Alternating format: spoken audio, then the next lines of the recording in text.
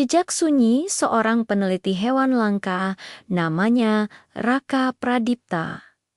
Sejak kecil, ia punya ketertarikan besar pada hewan. Saat anak-anak lain sibuk bermain bola, Raka lebih suka duduk di pinggir sawah, memperhatikan burung-burung kecil hinggap di ranting, atau mengamati jejak kaki ayam hutan di tanah basah.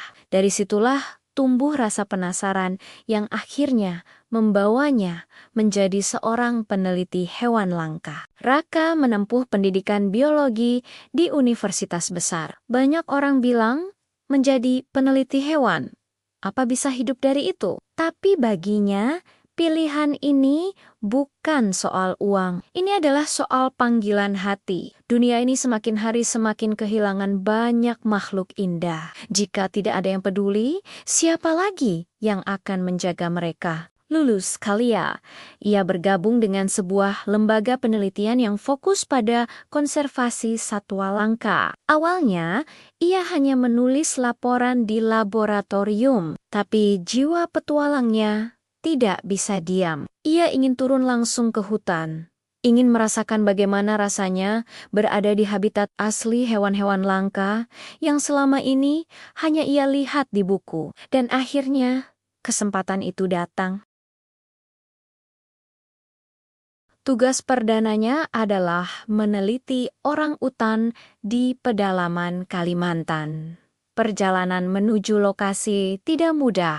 Ia harus menempuh 6 jam perjalanan darat dengan mobil tua, melewati jalanan berlumpur, lalu dilanjutkan dengan perahu menyusuri sungai coklat yang penuh buaya. Sesampainya di sana, barulah ia benar-benar paham arti kata ekstrim. Setiap malam ia tidur di tenda, ditemani suara serangga, nyamuk, bahkan sesekali terdengar raungan binatang yang membuat bulu kuduk merinding. Siang harinya, ia berjalan berjam-jam di hutan, mendaki bukit, menyeberangi sungai, hanya untuk melihat sekilas orang-utan yang berayun di dahan jauh di atas kepalanya. Tapi ketika pertama kali matanya bertemu dengan mata orang-utan betina yang sedang menggendong anaknya, Raka terdiam. Ada sesuatu di sana. Ada rasa kasih sayang, ada kecerdasan, ada kesedihan. Seolah orangutan itu tahu bahwa dirinya sedang diperhatikan manusia. Momen itu membuat Raka yakin,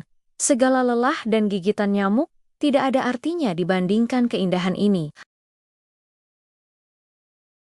Hari-hari berikutnya tidak selalu indah.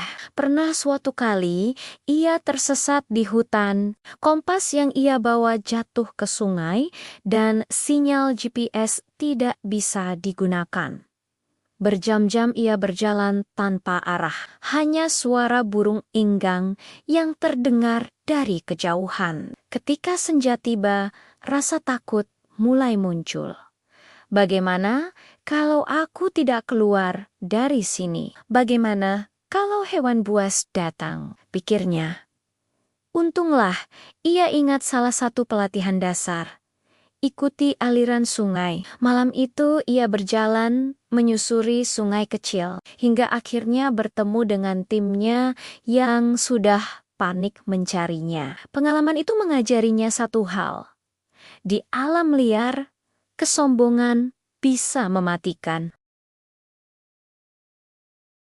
Beberapa bulan kemudian, ia dikirim ke Sulawesi untuk meneliti anoa, hewan langka mirip kerbau kerdil yang sulit sekali ditemukan. Banyak warga lokal bahkan belum pernah melihat anoa secara langsung. Raka dan timnya berminggu-minggu menyusuri hutan. Hingga suatu pagi, mereka melihat seekor anoa jantan keluar dari balik semak, lalu berhenti sejenak menatap mereka sebelum berlari kembali ke dalam hutan. Hanya beberapa detik, tapi cukup membuat hati Raka bergetar. Ia adalah orang pertama dari timnya yang berhasil mendokumentasikan anoa hidup di habitat aslinya. Data itu sangat berharga bukan hanya bagi penelitian, tapi juga bagi upaya pelestarian.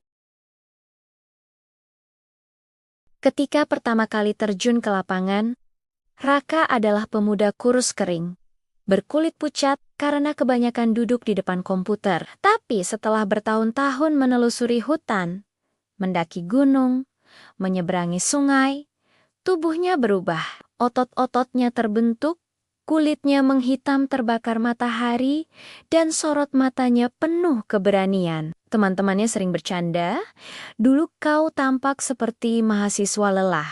Sekarang kau lebih mirip ranger hutan." Raka hanya tertawa. Ia tahu perubahan fisiknya adalah hasil dari kerja keras, bukan sekadar olahraga di gym. Alam sendiri yang membentuknya.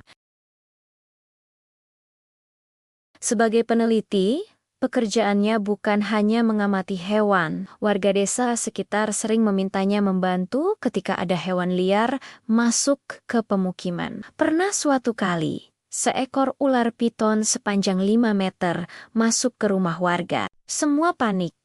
Tapi Raka bersama timnya berhasil mengevakuasi ular itu dan melepaskannya kembali ke hutan. Ada juga kejadian ketika seekor lutung kecil terjebak di atap rumah.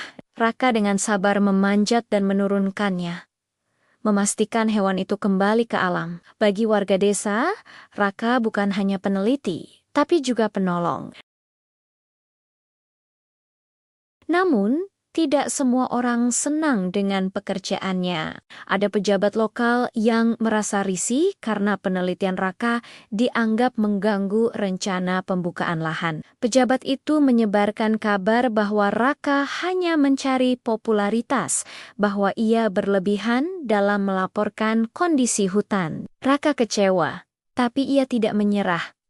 Ia tahu kebenaran suatu hari akan berbicara. Dan benar saja, beberapa waktu kemudian, kebakaran hutan besar terjadi di area yang sama. Data Raka menjadi bukti penting untuk menunjukkan siapa yang seharusnya bertanggung jawab. Berkat dedikasi dan kerja kerasnya, Raka akhirnya mendapat promosi. Ia kini bukan lagi peneliti lapangan biasa, tapi menjadi kepala tim penelitian konservasi. Jabatan itu bukan sekadar pangkat, melainkan simbol penghargaan atas segala perjuangannya. Di balik senyum bangganya, Raka tetap rendah hati. Ia tahu pekerjaannya belum selesai. Masih banyak hewan langka yang butuh perlindungan. Masih banyak hutan yang harus dijaga. Bagi Raka, menjadi peneliti hewan langka bukan hanya pekerjaan. Ini adalah perjalanan hidup. Ia belajar tentang kesabaran dari kura-kura hutan, tentang keberanian dari anoa, tentang kasih sayang dari orang utan, dan tentang kesetiaan dari burung rangkong. Hidupnya berubah. Ia bukan lagi Raka yang dulu, pemuda kurus dengan mimpi besar. Ia kini adalah seorang penjaga sunyi yang mendedikasikan hidupnya untuk memastikan bahwa anak cucu nanti masih bisa melihat satwa-satwa indah itu dengan mata kepala sendiri. Teman-teman, itulah kisah tentang Raka, seorang peneliti hewan langka. Dari kurus kering menjadi tangguh, dari laboratorium hingga hutan liar, ia membuktikan bahwa menjaga satwa bukan hanya soal ilmu, tapi juga soal hati. Jika kalian suka dengan cerita ini, jangan lupa like, share, dan subscribe supaya saya bisa terus menghadirkan kisah-kisah menarik lainnya untuk kalian. Sampai jumpa di cerita berikutnya.